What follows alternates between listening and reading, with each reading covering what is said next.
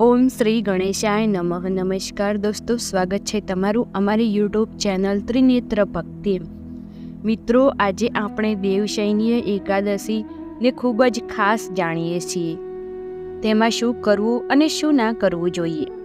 અષાઢ મહિનામાં દેવશયની એકાદશી 17 જુલાઈ 2024ના રોજ છે. એવું માનવામાં આવે છે કે આ દિવસથી ભગવાન વિષ્ણુ ક્ષીરસાગરમાં આરામ કરવા જાય છે અને કારતક મહિનામાં આવતી દેવથની એકાદશી પર જાગે છે. એવું માનવામાં આવે છે કે દેવશયની એકાદશી પર અમુક કાર્યો કરવાથી શ્રી હરિ નારાજ થઈ જાય છે. તો ચાલો જાણીએ દેવશયની એકાદશી વ્રત સંબંધિત નિયમો વિશે.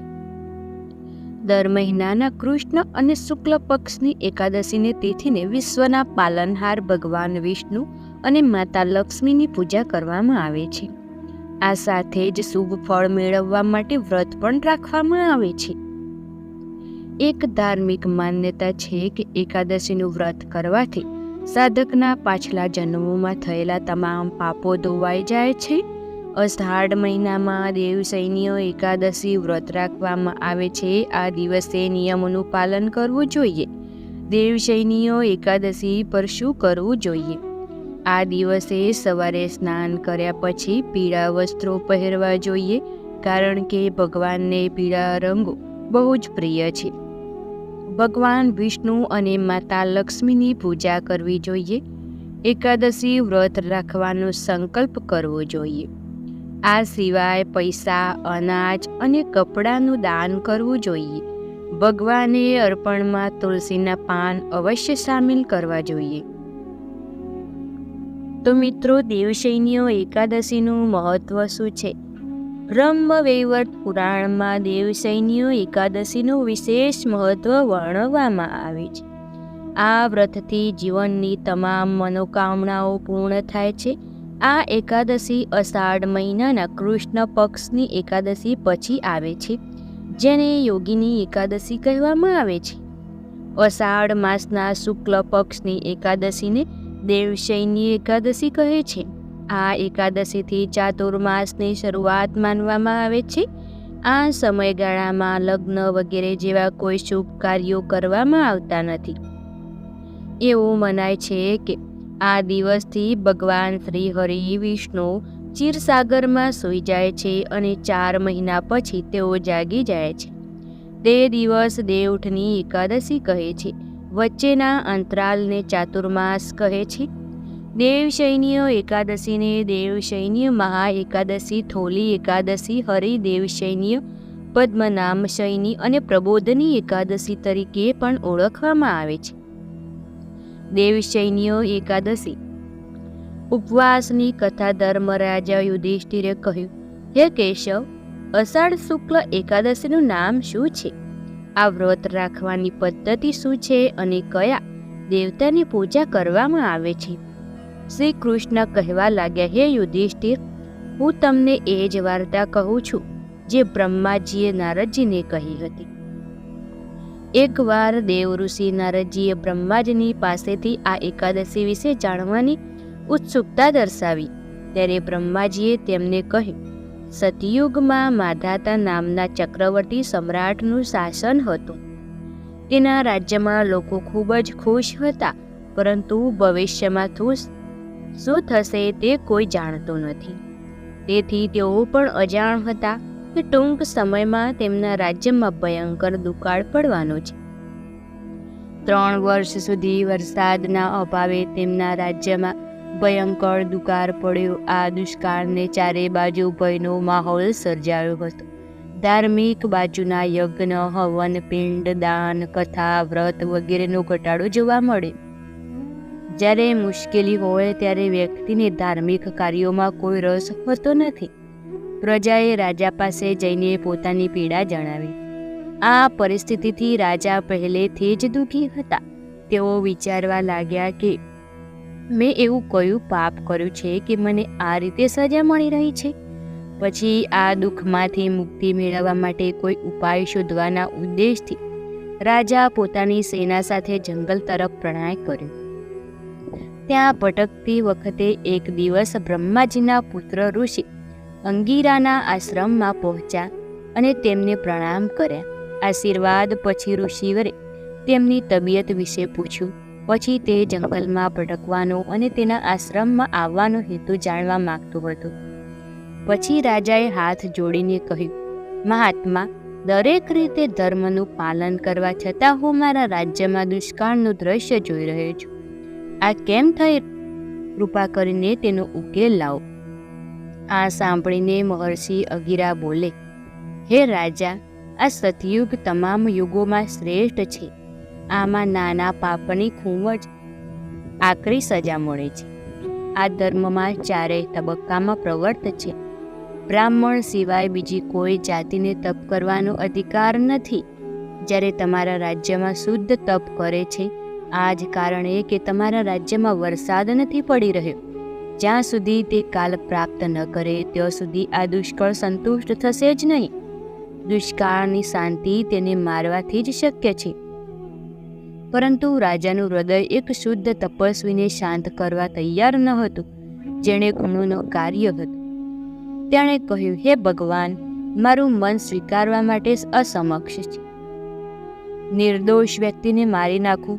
કૃપા કરીને કોઈ અન્ય ઉપાય સૂચવો તો. મહર્ષિ અંગિરાએ કહ્યું, અષાઢ માસની શુક્લ પક્ષની એકાદશીનું વ્રત કરો. આ વ્રતની અસરને કારણે ચોક્કસપણે વરસાદ થશે. રાજા પોતાના રાજ્યની રાજધાની પરત ફર્યા અને ચારેય વર્ણો સાથે પદ્મા એકાદશીનું વ્રત વિધિપૂર્વક પાળ્યું. વ્રતની અસરથી તેના રાજ્યમાં મુશળધાર વરસાદ પડ્યો અને આખું રાજ્ય ધન્ય ધાન્યથી ભરપૂર થઈ ગયું. દેવશયની એકાદશીનું વિશેષ મહત્વ બ્રહ્મવૈવર્ત પુરાણમાં વર્ણવવામાં આવ્યું છે. આ વ્રતથી જીવનની તમામ મનોકામનાઓ પૂર્ણ થાય છે. મિત્રો, હવે આપણે જાણીશું કે દેવશયની એકાદશી પર ભગવાન વિષ્ણુની સામે 4 બાજુનો દીવો પ્રગટાવવાથી શું થાય છે. દેવશયની એકાદશી પછી ચાતુર્માસ શરૂ થાય છે અને ભગવાન વિષ્ણુ સાથે પાતાળ લોકમાં રહેતા તમામ દેવી દેવતાઓ સૂઈ જાય છે. આ કારણથી દેવશયની એકાદશીની પૂજા વધુ વિશેષ માનવામાં આવે છે. હિન્દુ ધર્મમાં અષાઢ માસના શુક્લ પક્ષની એકાદશી ખૂબ જ મહત્વપૂર્ણ માનવામાં આવે છે. દેવશયની એકાદશી પછી ચાતુર્માસ શરૂ થાય છે અને ભગવાન વિષ્ણુ સાથે પાતાળ લોકમાં રહેતા તમામ દેવી દેવતાઓ સૂઈ જાય છે. આ કારણથી દેવશયની એકાદશીની પૂજા વધુ વિશેષ માનવામાં આવે છે. દેવશયની એકાદશીના દિવસે ભગવાન વિષ્ણુની સામે 4 મુખી દીવો પ્રગટાવવો જોઈએ.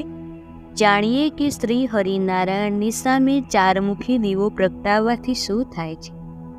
દેવશયની એકાદશીના દિવસે ભગવાન વિષ્ણુની સામે 4 મુખી દીવો શા માટે પ્રગટાવવો જોઈએ?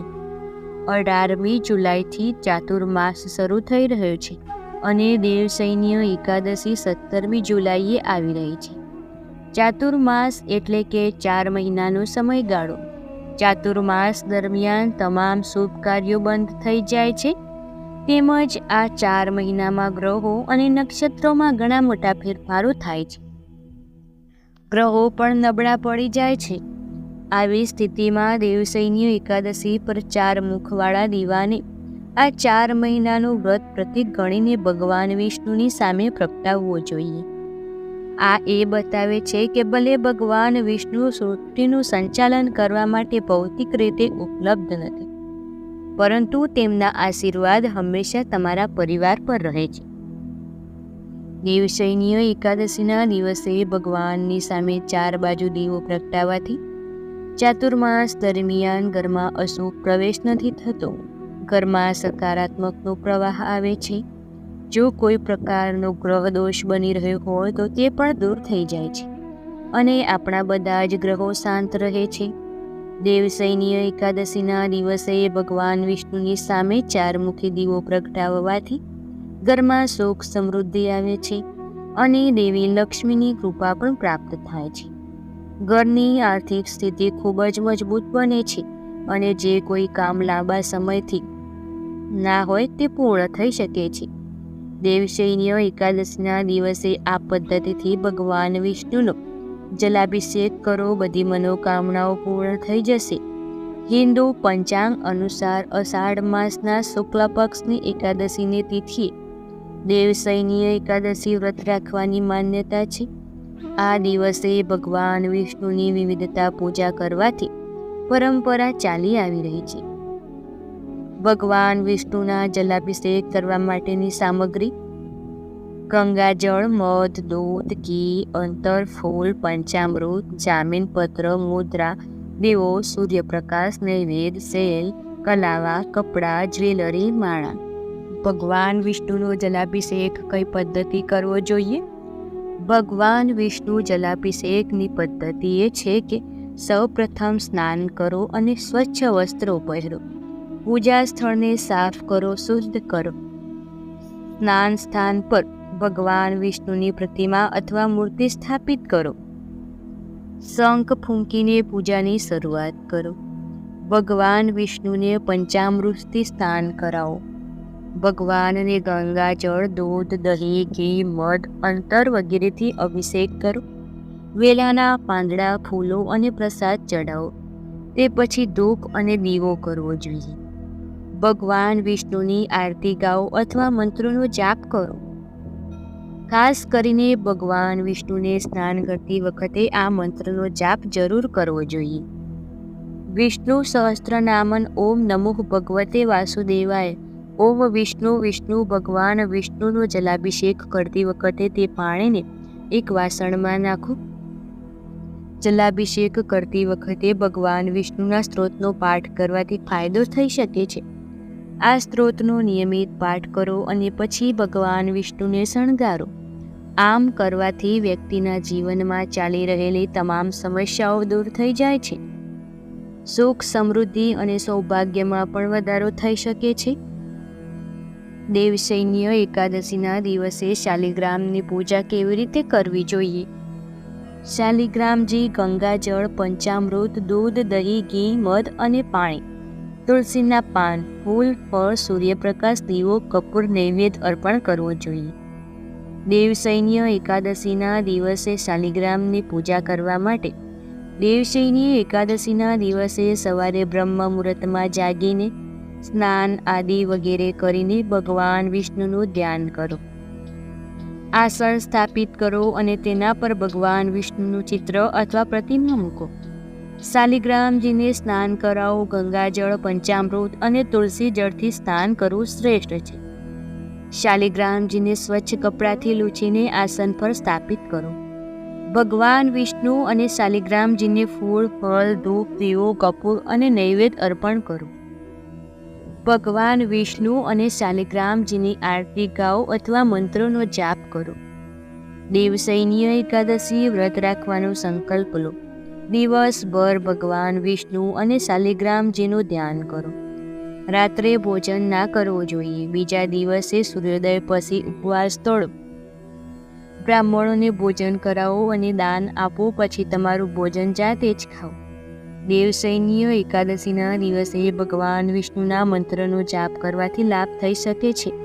આ સિવાય વ્યક્તિ ઈચ્છિત પરિણામ પણ મેળવી શકે છે.